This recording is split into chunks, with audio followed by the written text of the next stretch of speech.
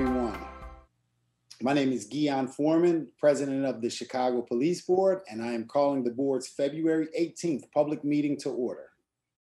To protect the public's health in response to the COVID-19 outbreak and as permitted by Governor Pritzker's executive orders 2020-07 and 2021-04, this meeting is taking place remotely. This meeting is open to the public via audio conference and is being carried live by CAN TV. Those participating by phone, please mute yourself in order to reduce background noise and disruptions. We have a court reporter making a transcript of this meeting.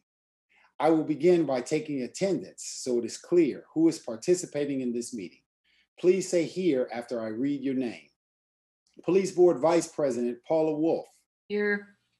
Board Member Matthew Crowell. Here. Board Member Michael Eady. Here. Board Member Steve Flores. Here. Board Member John O'Malley. Here. Board Member Rhoda Sweeney. Rhoda, I see you here. I'm going to do it every month. Here. All right, wonderful. Thank you. Thank you. Board Member Andrea Zopp. Here. Board Member Jorge Montez. Here. Thank you. Superintendent of Police David Brown. Here. Ephraim Eady, I can't remember your title. Public Information Officer. Public Information Officer for the Civilian Office of Public Accountability, Ephraim Eady. Here. Deputy Inspector General for Public Safety, Deborah Witzberg. Here.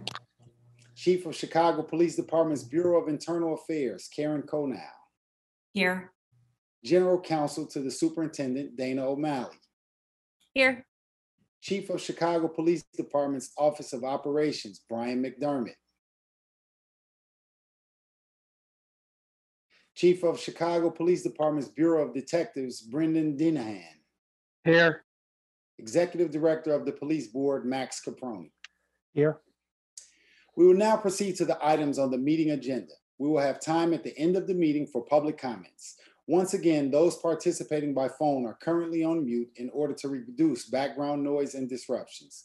When we get to the public comment portion of the meeting, we will unmute each speaker. Is there a motion to approve the minutes of the board's January 21st regular public meeting? So moved, Paula Wolf. Second, Michael Eady. All in favor, please signify by saying aye. Aye. Aye. The next regular public meeting will be held Thursday, March 18th at 7:30 p.m. Whether this will be an in-person meeting or a remote meeting will be determined closer to the meeting date. Is there a motion to close a series of executive sessions for the purposes of considering personnel matters and litigation as authorized by sections 2C1, 3, 4, and 11 of the Illinois Open Meetings Act? I so moved, Paula Wolf. Second, Michael Eady. All in favor, please signify by saying aye. Aye. Aye. First up, we are going to have our report by the superintendent. Good evening, and I want to thank the members of the Chicago Police Board and the public for their continued dedication. Superintendent, I'm sorry, can I ask you to try to speak a little louder? You sound a little muffled. Let me try to turn it up.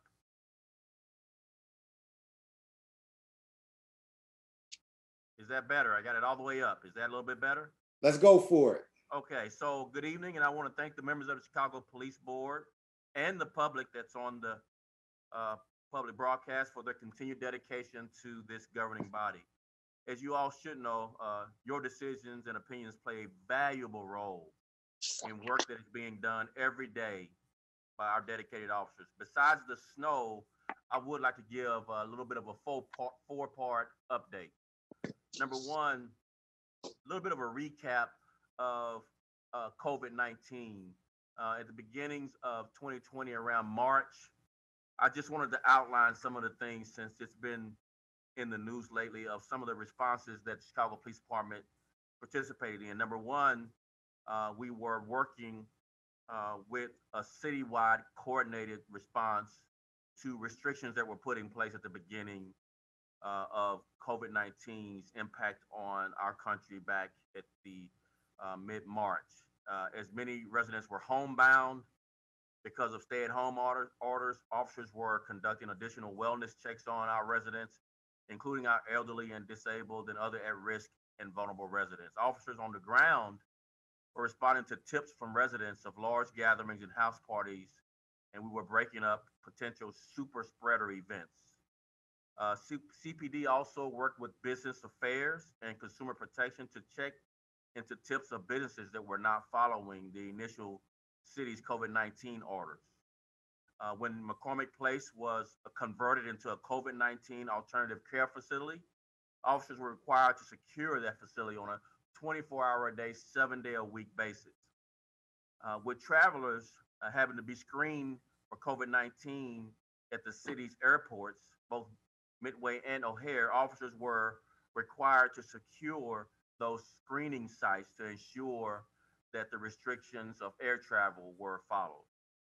CPD personnel also ensured COVID-19's orders were being followed at our lakefront retail areas and public green spaces.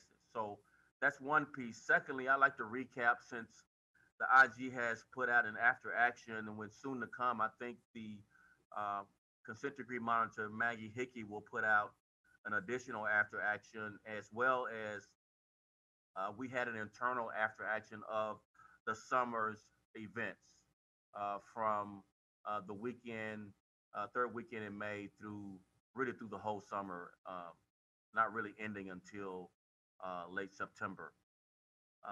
The one that you have read in the paper from the Inspector General's report identified several gaps in our policy, several gaps in our training. Highlighted was our mass arrest policy. We arrested hundreds and hundreds of people who were destroying property, looting, and it was outside the policy that we had in place. Spontaneous events, normal protest policies were outdated. There had not been updated training.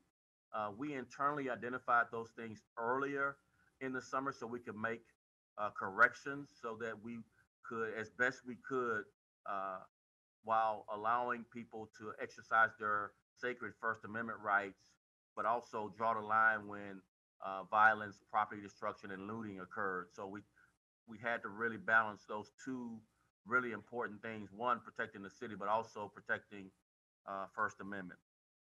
And finally, two more things. The IMR3, the consent decree's third report, was submitted by CPD. We submitted 93% more items that were due than was submitted in IMR 2 and 1. This was more than those two monitoring periods combined. It's not a self-graded test, so compliance percentages will be given out by the monitor here sometime in March. But our expectation is we at least wanted to turn in the homework. The first two reporting periods, there was a lack of seriousness, in my opinion. This third reporting period started as I started the job back in April, and I wanted to ensure not that we got the grade that we wanted, but we at least turned in the homework so that we could have a best chance at getting compliance. And so soon to come, the monitor will relay to the public our compliance percentage, with hopes, in our opinion, that we do much better than we did in the first two reporting periods, and that we're making significant progress for our compliance on the consent decree. And finally, it's always front of mind as it relates to crime for CPD. And with that said, carjackings continue to be an issue in our city. Primarily, our young people have been the offenders that we've captured. So far, since January 1st, Chicago police officers have arrested over 200 people for carjacking offenses in this city since January 1st. Over 60% of that total number are juveniles who are joyriding and very dangerously, wielding guns about. threatening people. As you know, and I just don't need to say this redundantly, you know, the criminal justice system has been open in pieces. The piece that's closed and has been closed since March are jury trials. So our criminal courts have not had jury trials, both in the juvenile system and the adult system since last March. We are hearing that the courts will open back up next month, but likely have a backlog on their dockets.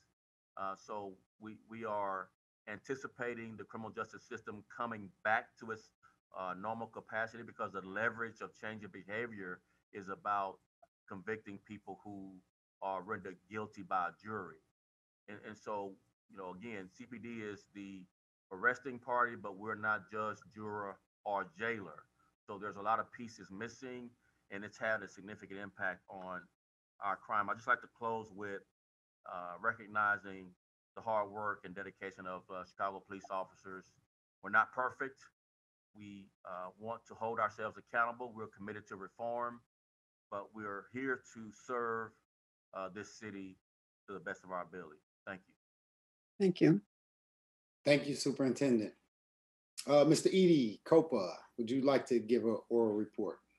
Yes, appreciate this opportunity, President Foreman. Thank you for this opportunity to address, obviously, all of those around the city of Chicago. Specifically regarding COPA, we, under ordinance, we are required to post our annual report. And so we have posted that report as recent as February 16th to our website. Definitely invite those that are listening to take an opportunity to visit our website and read that report. We've also posted a link on our social media, Twitter and Facebook pages as well. But I just want to lift up a couple of highlights. One, 2020 presented unique circumstances and challenges that really tested our agency and moved us into uncharted territory. The sudden shift in agency operations to remain safe and of service during COVID-19 pandemic, the civil unrest as a result of the death of George Floyd and its aftermath really demonstrated in 2020 COPA's resilience and really gave us great confidence in our agency and its future stability. We have remained focused, mission focused, become more innovative, and are able to do more. We're ever committed to delivering the civilian oversight to the people of this city that they desperately deserve.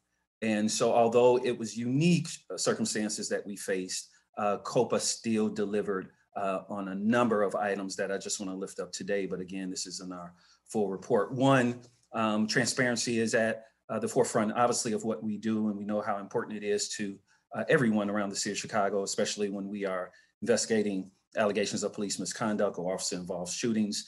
There were nearly 40 transparency cases that we released to the public via our website, and that just in those nearly 40 alone, that was over 575 materials regarding use of deadly force incidents or incidents that resulted in fatality. So those are obviously body-worn camera, third-party camera, OEMC, 911 calls, transmissions, as well as police reports. So we released nearly over 500, right at 575 for the year of 2020. 54% of those that we are required to release under the city's video release policy, which is 60 days after an incident. 54% of those we are able to release before the 60-day mark. So we're very proud of that. 23% of the officer-involved shooting incidents that we investigated resulted in sustained findings in 2020. That was the highest in the last 5 years. I'll also mention that in 2020, we launched what's called the Policy Review and Analysis Division. That's a new division within COPA, and it issued its first communication to the police department, providing prompt feedback to their response to the summer protests, noting common themes uncovered during the conduct of our investigations and highlighting operational risks and deficiencies for the purpose of improving CPD's response to protests and or mass gatherings in the future. Also, just want to lift up that we had to move many of our engagements, as I'm sure many groups had to do, from in-person to virtual, but it did not stop our mission-focused and a deliberate approach to engaging the community. We conducted nearly 70 presentations in 18 police districts, impacting nearly 5,000 people. As further of our commitment to making sure that we're getting information out to the public, we put out nearly 40 press releases updating the general public on investigations, nearly 300 social media posts, obviously sharing important information regarding investigations and processes there as well. In 2020, we received 5,690 complaints and notifications, which is a 6% increase over 2019 and 17% if we're looking all the way back to 2016. The amount of complaints and notifications that we received in 2020 was more than we had received in the last 5 years, which is interesting, seeing that it was a pandemic. Those complaints nevertheless continue to flow in. The most common complaint allegation was Fourth Amendment and improper search and seizure. That made up about 50% of the allegations, followed by excessive force, which made up about 25% of the allegations in 2020. And I'll just close out with these last few. COPA recommended more separation for officers involved shootings in 2020 than any of the last 5 years. We concluded 26 officer involved shooting cases in 2020 alone. And of the 1,519 concluded investigations in 2020, 51% or 780 were completed within 6 months, and 30% or 451 were completed in 6 to 12 months. So overall, 54% of the investigations completed with findings were concluded within 18 months, and that's a 45% increase over 2019.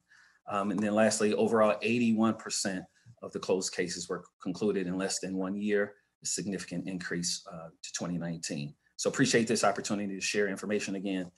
Much of this can be found on our website in our annual report for 2020. Thank you. Can you please provide the website address, please? Yes, it is chicagocopa.org, chicagocopa, COPA.org, and it will be found under our publications page. There is an annual reports section found there. Thank you very much.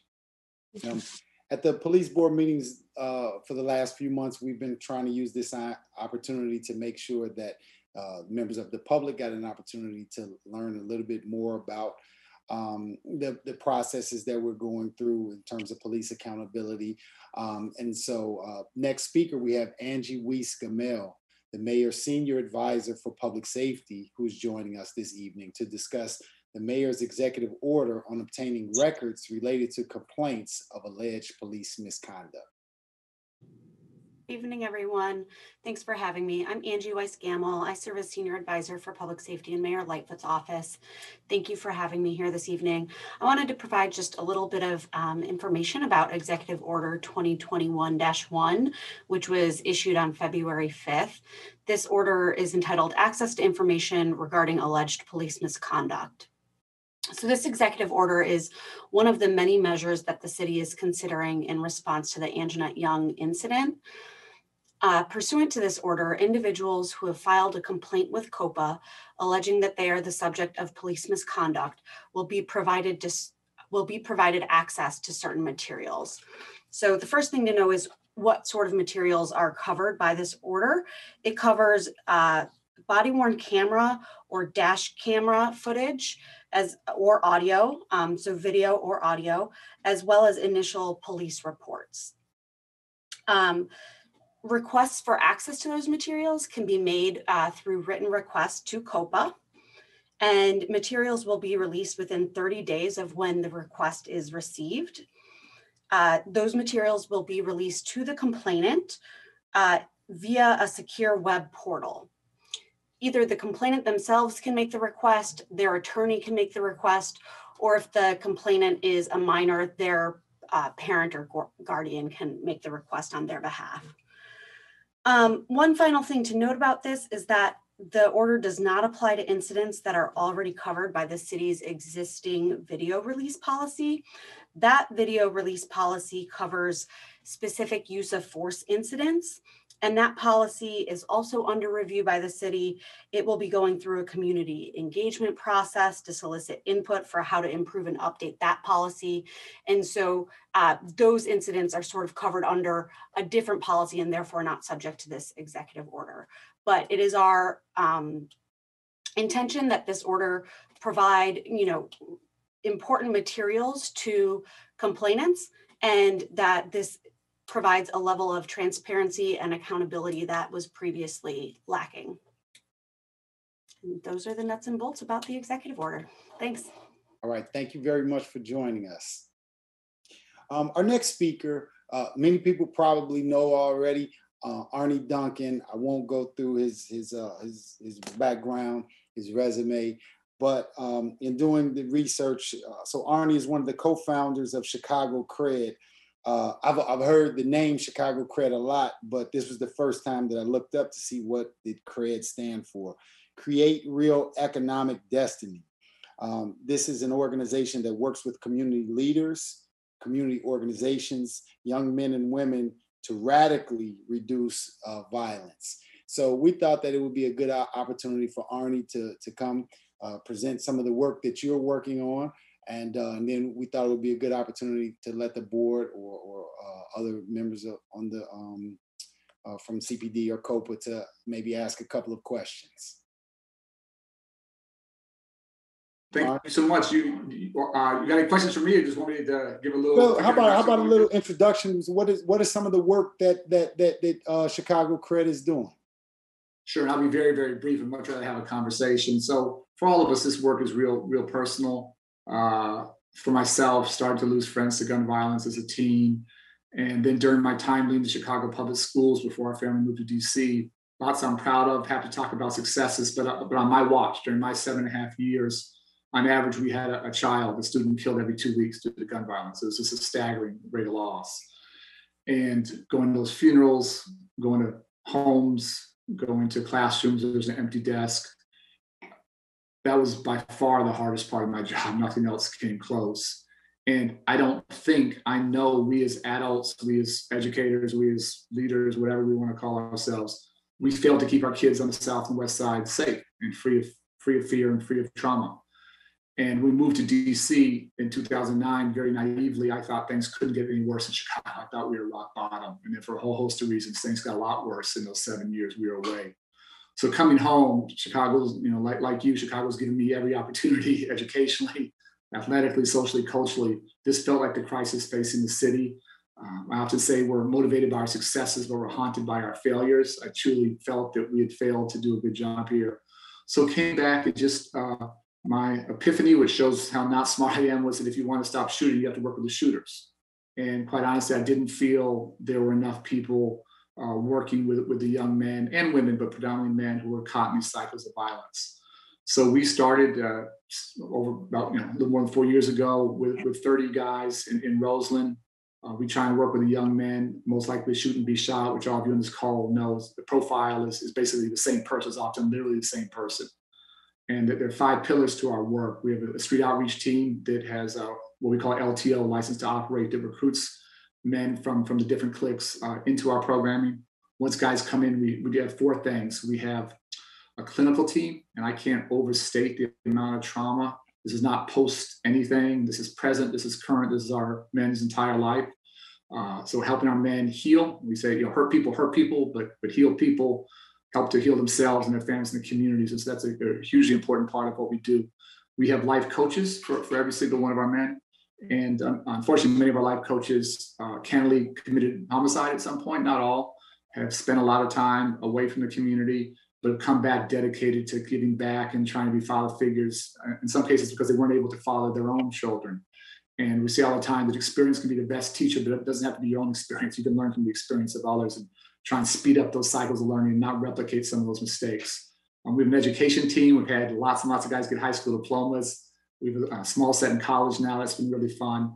And then we have a jobs team. And our whole goal, again, is to move our men from the illegal economy, which here in Chicago almost always leads to violence, and to the legal economy. And guys work with us for about a year, and then we spin them off into the legal economy. We have employers in hospitality, culinary, construction, hotel management. We have 2 guys working in law firms downtown, which is amazing. We have 1 guy working at Deloitte. And just like all of us on this call, they have different interests, different passions, and just giving them a chance to I would say these are men, not boys. They're going to eat. They're going to have a roof over their head. They're going to feed their children. And it's really up to us which side of the street it's going to be on. The final 3 things I'll say is that people often say it's great you're giving people a second chance. I think in many cases we're giving them a first chance. That every institution in their lives, family, school, churches, community, failed them. And the one organization that was there when everybody else was absent were the street organizations. And giving them a chance to make a rational choice to walk away from that. No one's mandated to work with us. There are no court orders. There's no probation officers. And we have a waiting list in every single neighborhood. Secondly, and I really believe this to my heart, that I really believe our men are, they're the solution. They're not the problem. And we have to walk with them. We have to learn from them. I got a million, crazy stories, but to see the transformation, it's not linear. It's not overnight. We have amazing success stories. We have unbelievable heartbreaks. We've had men in our program killed, too many. But to see what's possible when given love and an opportunity and a chance to do something different has been pretty remarkable. And then the final thing I'll say is that first 3 years, we have 2 metrics, homicides and shootings. Our scorecard's real simple. First 3 years across the city, we saw 10% or more, double-digit reductions in both. And as everyone on this call knows, 2020 was just a devastating year. As a city, up over 50%. We basically gave back almost all the gains from the previous 3 years. Over 4,000 people shot, almost 800 killed.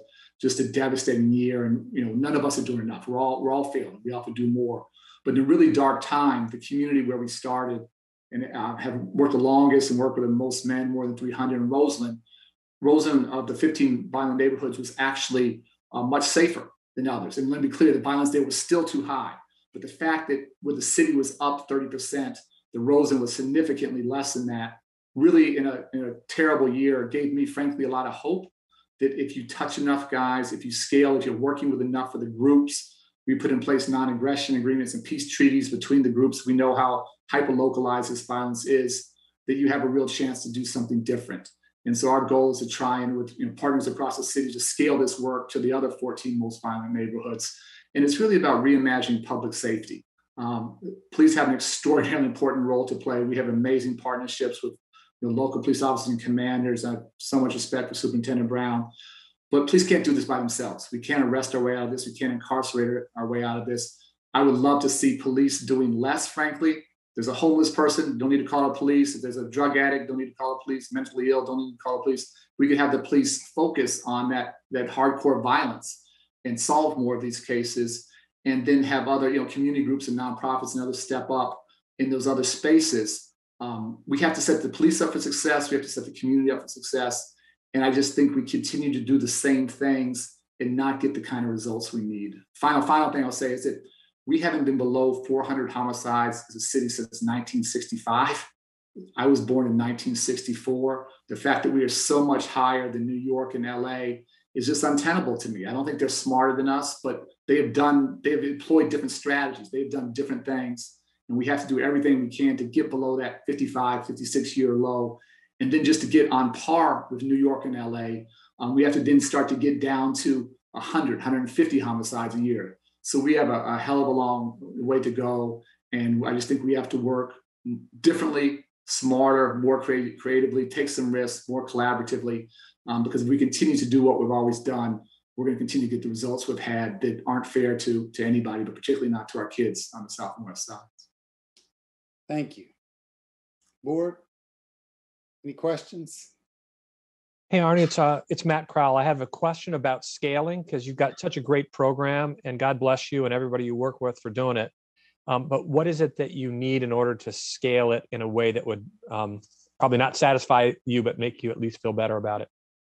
And good to see you. I haven't seen you in a while. And to be clear, we don't have all the answers. We're making huge mistakes every single day. This work does nothing if it doesn't humble you. I say every day, we're co-designing with our men, and we test everything. When things are working, they tell us when things aren't working. They're not shy. And so there's no manual playbook. Every neighborhood's different.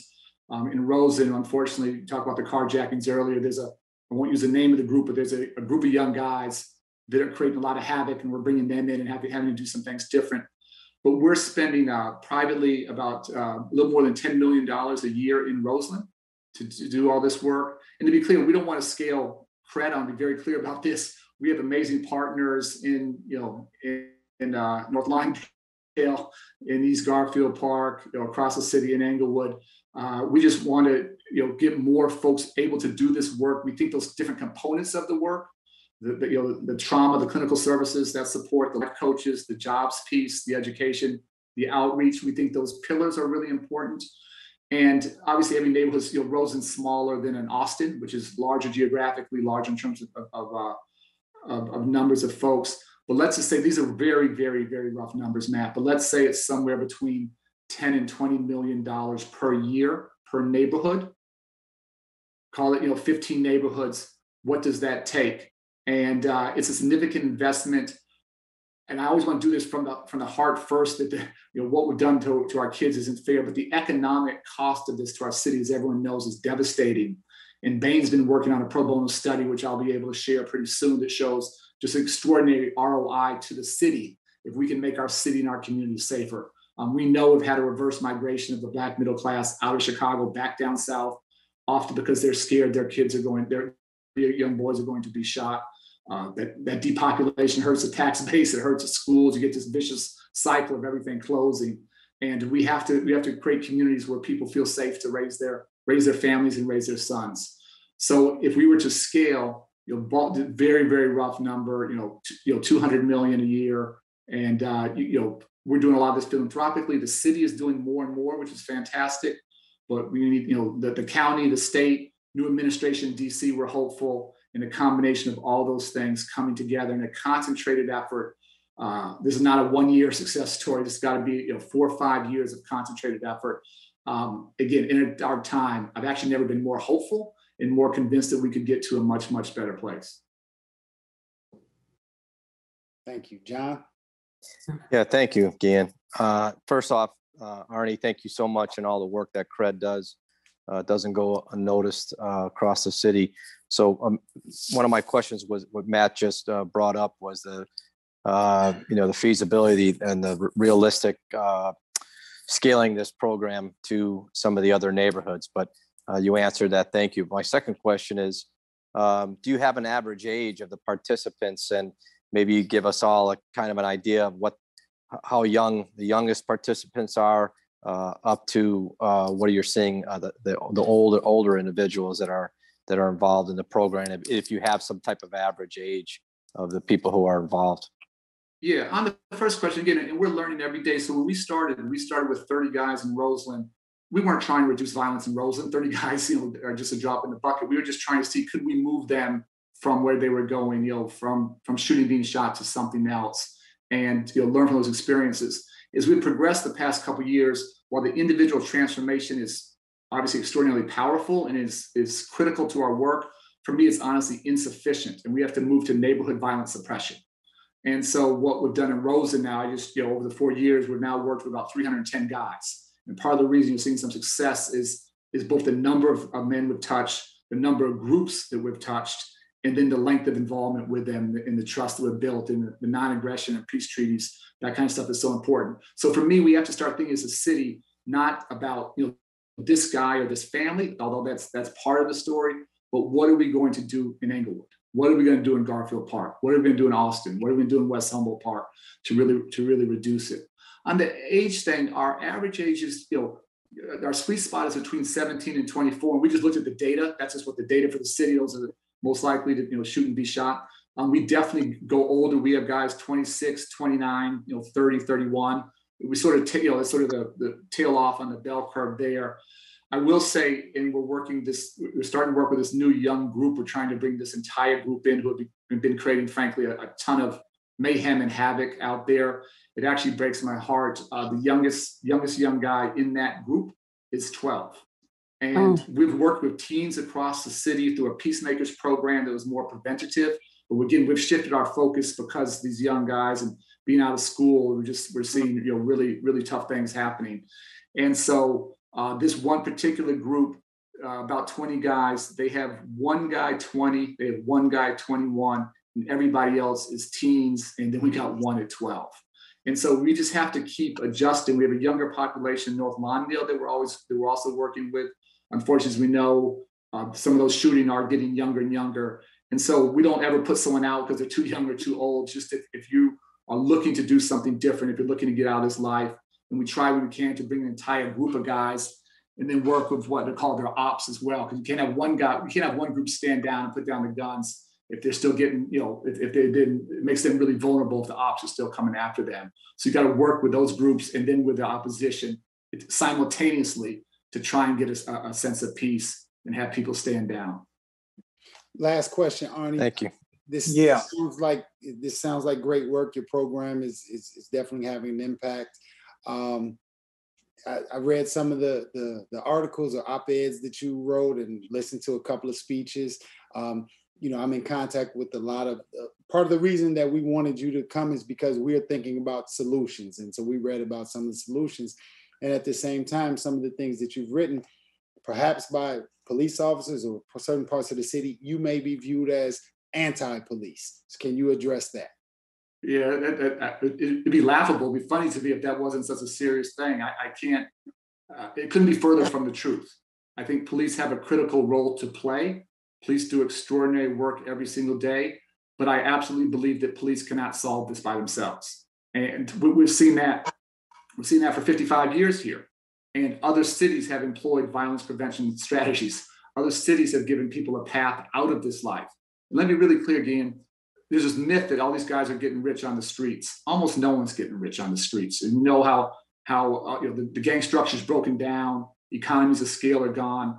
I will tell you, too many anecdotes, but our worst shooter in our first group, the guy who was creating the most destruction and violence out in Roseland, terrorizing the community, he was making $80 a day. He was making 80. He walked me through his economics. He was making actually 120, but he had to pay one of his guys 40. So he was making $80 a day. So we employed him. We basically doubled his income. And so we have to give guys a reason to get off the streets. The police can't do that. The police don't. What are the police going to do with our 12-year-old or 14-year-old? That's just, there's nothing they can do. So we have amazing partnerships. The police often, frankly, tell us these are the guys, they refer people to us, people that they know are doing things that they can't catch or whatever. They send them to our program. Our first peace treaty that was put in place, the two groups went and actually knocked on a police woman's door, and it wasn't surprising me, it was a police woman who lived in the neighborhood, who had trust, and basically got her blessing to do that.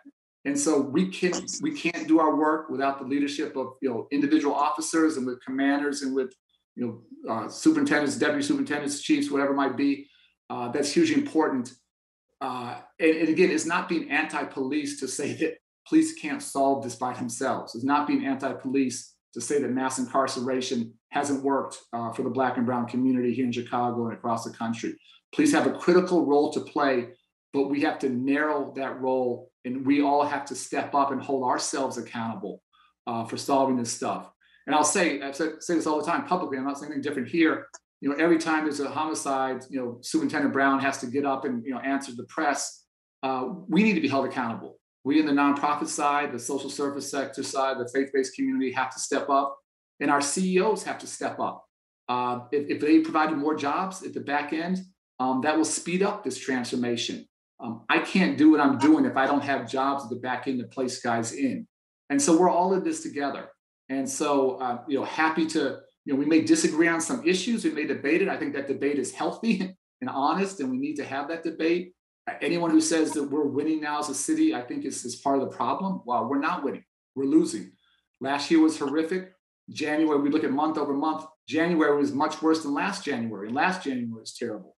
So we got a lot of hard work to do, but we cannot do this without the partnership and leadership and heroic work every single day of the police. And I'll just say personally, I have extraordinary respect for Superintendent Brown. He doesn't have to be here. This is your home again. This is my home. He doesn't have to be here. He's here because he wants to make our city safer. And we owe him a huge debt of gratitude. Yes. Thank you, Arne. Really appreciate the work that you're doing. We have we wanted to highlight you and some of the work that you're doing, but we also have some other groups. There's a group here who they come every month. They've been coming for 3 or 4 years. from Chatham and Park Manor neighborhoods, and they get together as a community. They work very closely. I'll use this as an opportunity to share with Superintendent Brown and your team. Unsolicited, in the last month, I've probably received 6 messages from residents who live in the 3rd or 6th districts. And I mean, just incredibly complimentary of the work that the police are doing with the community, working hand in hand. They even refer to those commanders as having superpowers.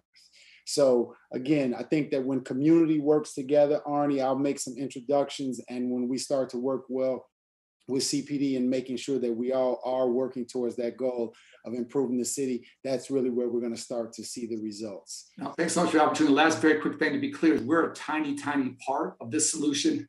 We have amazing partners that we work with across the city. 2/3 of our budget goes to fund other partners doing this work in other neighborhoods. And so we all have to be in this together. Yes. Thank you very much. Appreciate your time. Thank Thanks you. for your leadership. All right. Next up, we're going to get back to business now. A report of the disciplinary actions taken by the board during the previous month have been made available on the board's website. There is one disciplinary matter on the agenda this evening, but I am going to get through a few additional things. As announced at previous meetings, to further implement the requirements of the consent decree and to make other changes to the process for handling disciplinary cases, proposed amendments to the board's rules of procedure have been drafted. The amendments will consider, hold on one second. Share screen, I lost. The amendments we will consider this evening include the following. New procedures for making sure that counsel for the superintendent and the accused officer have access to the officer's complete disciplinary file and have an opportunity to move for entry into the record of proceedings any relevant aspect of the disciplinary file as permitted by law and any applicable collective bargaining agreements. New procedures for making sure the board has completed information when the superintendent and the accused officer agree to settle a case and recommend a specific disciplinary action for the board's consideration.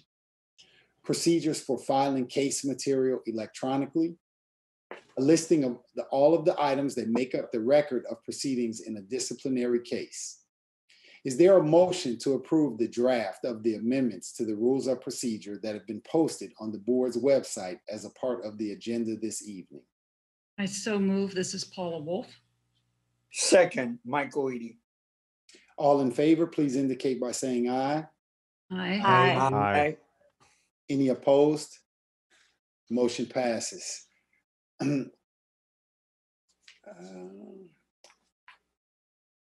At last month's public meeting, the board approved amendments to the rule governing suspension of officers precluded from lawfully carrying a firearm.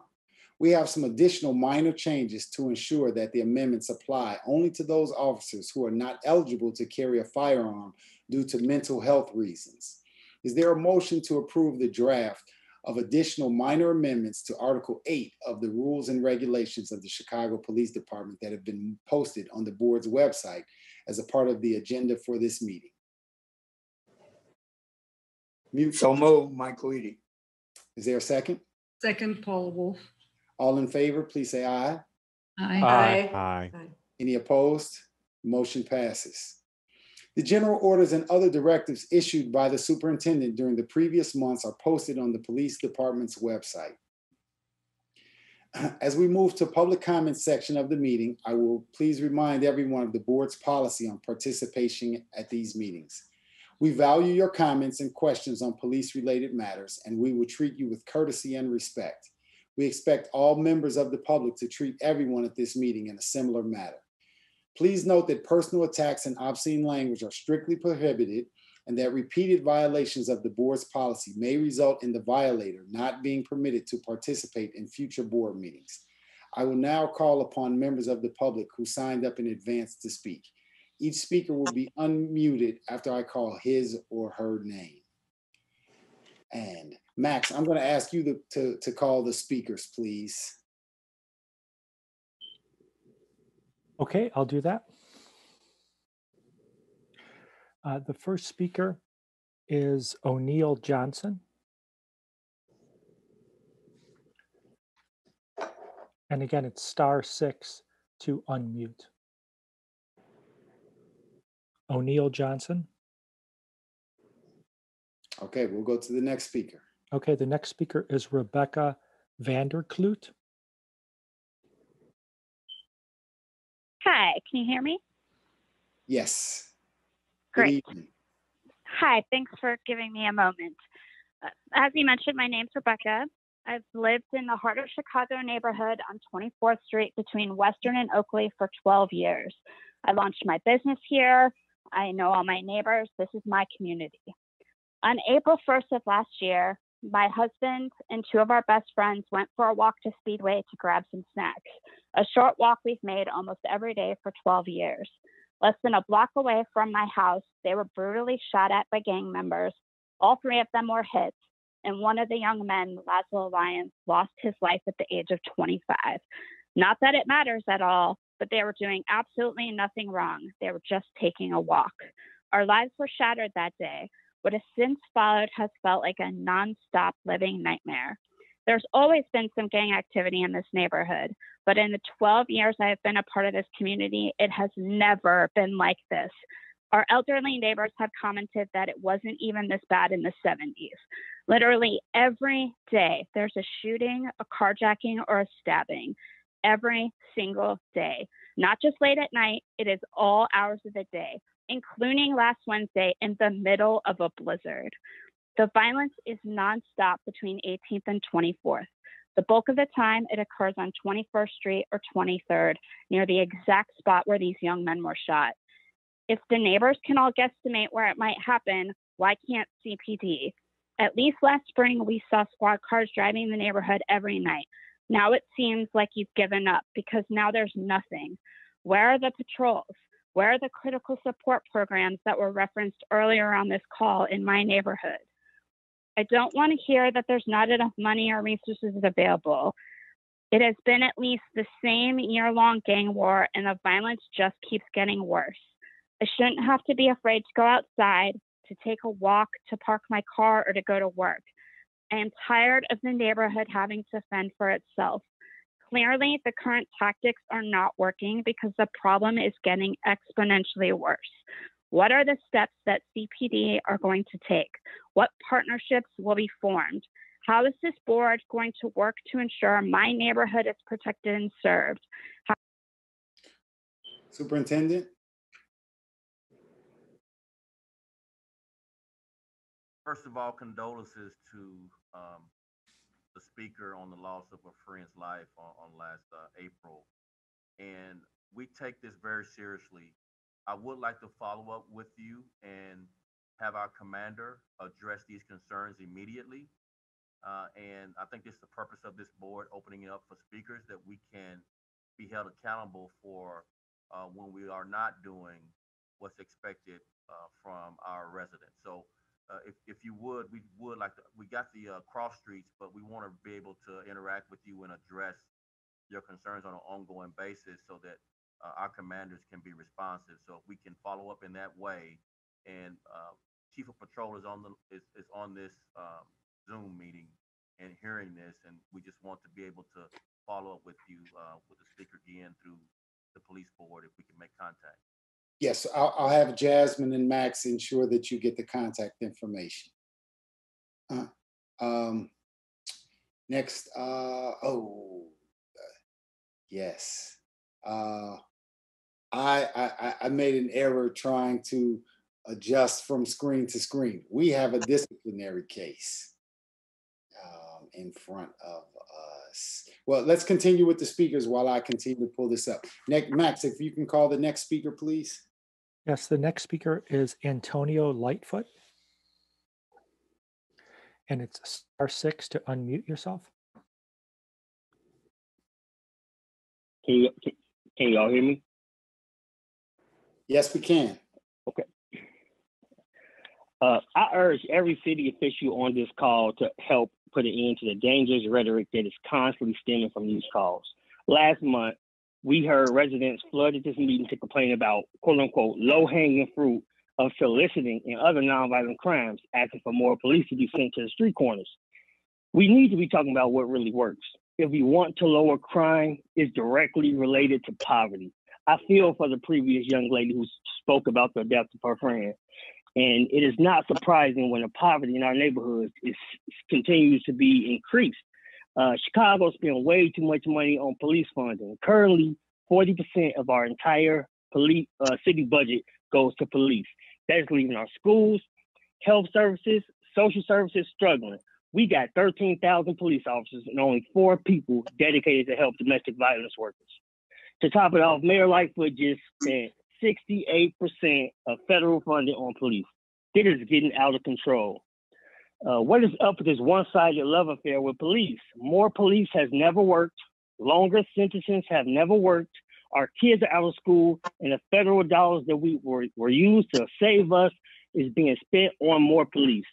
I need y'all to be honest with y'all constituents. What we need to do is reallocate funds from the police budget to the communities that need them. And that lays at the power of this police board.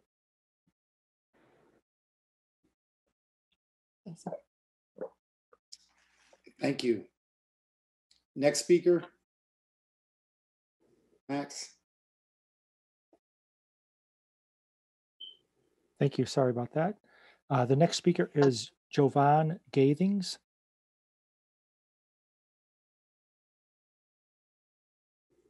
Hey, yo, can you hear me? Yes. All right. How you all doing? So I'm calling on behalf of the residents of Chicago, Illinois, and I am calling because last month during the police board meeting, there was a lot of calls taking place about what I consider low-level crimes. Some of those low-level crimes were nonviolent crimes, soliciting, people driving without city stickers, license plates. And the issue with that is when we were asking for more police to be dispersed to street corners, I honestly believe that we need to be talking about evidence-based practices to end crime. Most people should know that crime is directly correlated with poverty. And the Chicago, the mayor has spent so much money on police, but that money should be reallocated to schools, parks, social services. A lot of those sectors are struggling. And because they are struggling, this will increase crime. So more policing doesn't work and longer sentences doesn't work. Our kids are out of school. As you all know, carjacking is up. There's still violent crime going on and there's no resources. So what I think that needs to happen is we need to reallocate funding from the police budget to the communities that need them. And I believe that would be a way to help solve a lot of the violence that is taking place, the carjackings that are taking place here in the city of Chicago. Thank you. Thank you very much. I'm going to take a pause from the speakers as I forgot to do a disciplinary case. The police board, as authorized by the Open Meetings Act, has considered in a closed meeting one disciplinary case. The board will now take final action on this case. Regarding case number 21PB2985, the superintendent filed charges against police officer Milton Story, recommending that he be discharged from the Chicago Police Department for engaging in sexual harassment. The superintendent subsequently moved to withdraw these charges because Story resigned his position with CPD. Is there a motion to grant the superintendent's motion? So moved, Paula Wolf. Second, Michael Eady. I will now call on members of the board for their votes. Wolf? Aye. Crowell? Aye. Eady? Aye. Flores? Aye. Montez? Aye. O'Malley? Aye. Sweeney? Aye. Zop? Aye. And I vote in favor of the motion. Voting in favor are board members Wolf, Crowell, Edie, Flores, Montez, O'Malley, Sweeney, Zop, and myself. The motion passes by a vote of 9-0. The written order for this case will be posted on the board's website. We'll now go back to the speakers. Max, if you can call the next speaker. The next speaker is Brad Redrick.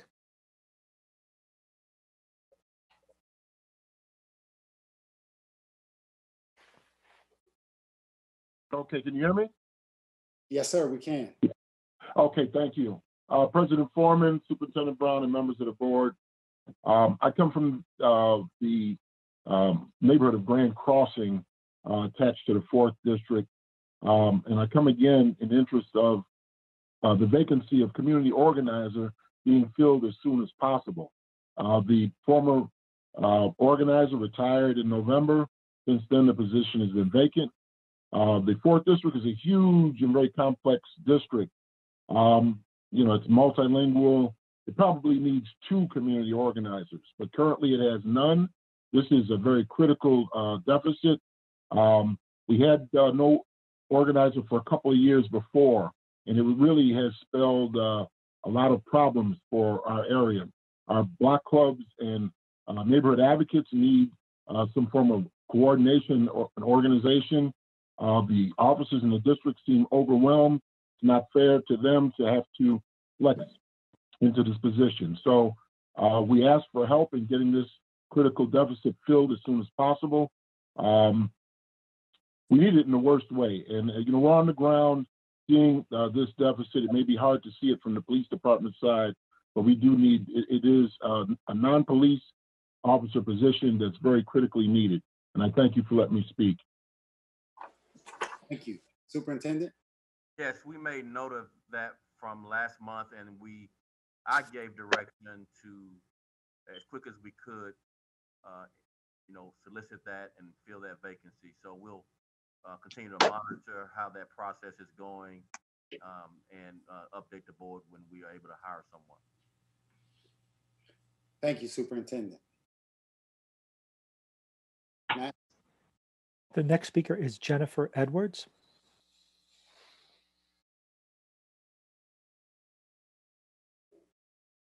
Okay, I'm unmuted. You guys can hear me? Yes, we can. Okay, good evening, everybody. Good evening. We'd like to report on positive community activity in the 3rd and 6th districts this month. Here is a list of recent and upcoming activities in our districts. Friday, number 1, Friday, I'm sorry. I thought I heard Please someone. continue. Okay. Number 1, Friday, 1/22/21 on a frigid 21-degree day. The 3rd and the 6th districts participated with community members, tactical officers, commanders, and an off-duty Cook County Sheriff officer to combat bad business activities on an East 75th Street walkabout. Number 2, on 2/12/21, the 3rd district conducted a virtual event honoring our fallen brothers and sisters in blue for Black History Month. We also honored the first woman officer shot in the line of duty, Officer Dorrell Brandon, the deceased wife of our colleague, Matt Brandon. Number 3, get to know your beat officer. Virtual introduction of officers on the various 3rd district beats and intro of the new district communications officer DCO project. Number 4, every Saturday, beginning in February, 3rd District Tactical Team Community Engagement, Operation Safe Pump with community members.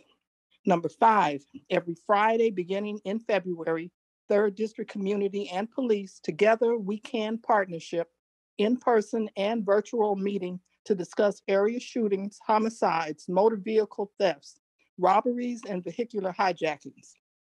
Upcoming, number 6, the community is doing a thank you for officers from the 6th district for shoveling for Black History Month event at a Black business, Afro Joe's Coffee Shop. And number 7, upcoming, a neighborhood housing service of Chicago is donating meals for seniors for the 3rd and 6th district officers to participate in delivering of prepaid frozen meals and wellness visits on alternating Thursdays on both sides of the Dan Ryan Expressway. We're very happy about what's going on. Thank you. Thank you very much. And, you know, again, I thank you for your commitment and your continued participation. Superintendent, I would love to see your command staff continue to work with these community members. And as the other community members, we as the board, we continue to try to make sure that this facilitation happens and we can continue to get the kind of results that we're seeing, that the people in the community see and feel, and they feel the difference being made. So thank you very much for your continued participation. Thank you. Max. The next speaker is Nenad Markovich. Hello, can you hear me? Yes, can. Thank you. All right. Good evening, everybody. So, almost 30 years in law enforcement, retired a couple years back. The bill recently passed in our legislature is very, very troubling. I hear comments from citizens. I feel bad for from Ms. Vander, Rebecca, telling her story of her friend that was shot and 2 others shot, killed, and 2 others injured. This is only going to get worse. If anybody out there doesn't know some of the components of this bill is awful. It allows for, number one, anonymous complaints. If you get a case in criminal court, your accuser's there. You get to ask questions of them. In this bill, one of the main components, and I feel bad for culpa right now, I hate to say it, they're going to have quadruple the work. People can call from Arizona on the phone and say that Officer X, Y, and Z, star number this, that, and the other, did this. That is absolutely ridiculous. This bill was passed after an hour of handing it to the legislators, and they voted on it an hour later at 4:30 in the morning. How ridiculous is this? Law-abiding citizens, and let me tell you what, I spent a lot of time working in the 11th district and in units and everywhere else, uptown, everywhere. And I had met some good people. Public housing, I worked for years. I met some great people. But the police are going to just drive by and collect their salary if they don't get backing from the citizens. It's time for that. Please, guys, you got to speak up with the governor hasn't signed this yet. Maybe we can do some stoppage on this. LG Sims sponsored this. Get on the phone, especially the people who need us the most are going to be affected by this. Be safe, citizens. Careful what you ask for. Thank you. Next speaker. The next speaker is Krista Noel.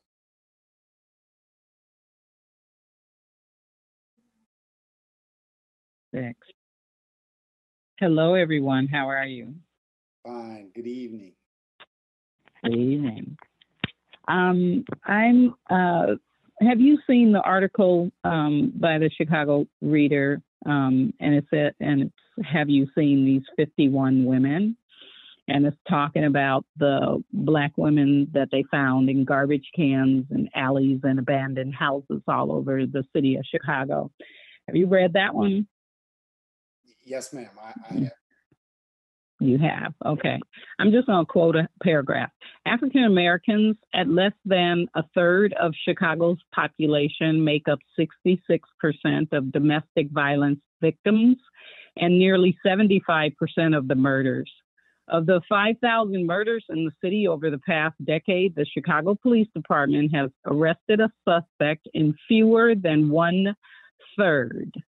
According to the WBEZ website or analysis, the CPD solved homicides of Black citizens at half the rate of those of whites. I'm going to also respond to a statement that was made by the superintendent of the Nightingale shooting, where I specifically said that this shooting, could have been prevented if we address domestic violence.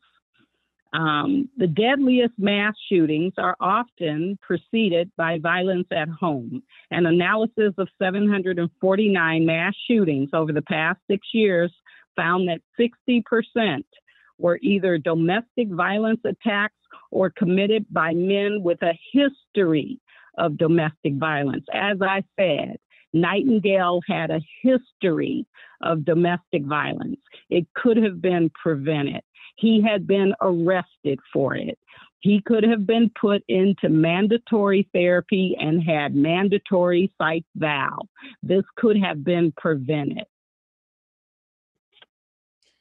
I expect that there will be a full investigation to every single shooting that is alleged to have been made by Jason Nightingale. Thank you, Ms. Noel. I'm not sure if that's a COPA issue or a superintendent issue. Well, Ms. Noel, we will for sure, I will make sure that I coordinate with the superintendent and we make sure that the right person looks into this. Next speaker, Robert Moore.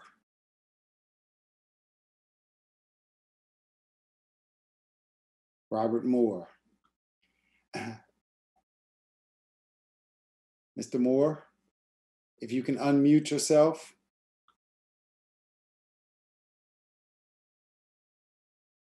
Is it *6? Okay, Mr. Foreman, can you hear me? Yes, sir, we can hear you. Okay, gotcha. Some confusion here. I was never notified my name was on the list, but this did get worked out. Mr. Superintendent Brown, have you received the proposed stipulations from Robert J. Moore to City of Chicago Police Deputy Department Superintendent David Brown of 01/21/21? I sent you an email. I wonder if you ever received those proposed stipulations. Mr. Moore, I think my guess is that we're going to use a lot of your time asking questions. Yeah, well, I need to know whether or not he's received these proposed stipulations that I sent on the 21st.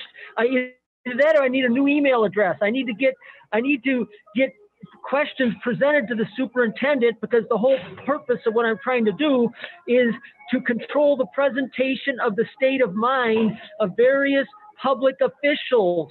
So my question is, Mr. Superintendent, have you received a copy of those proposed stipulations or not? No, I have not.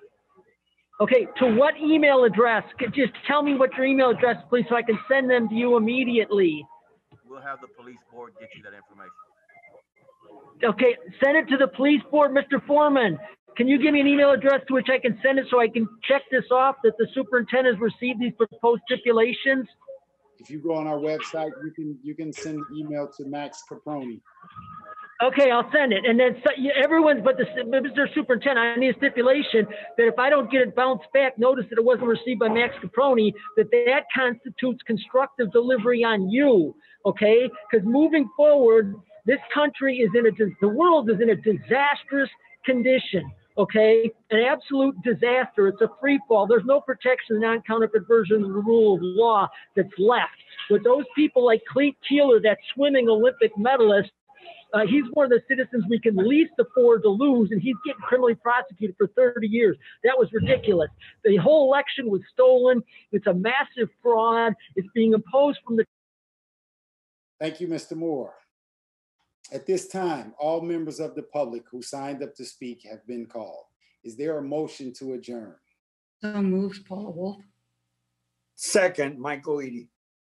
All in favor, please say aye. Aye. Aye.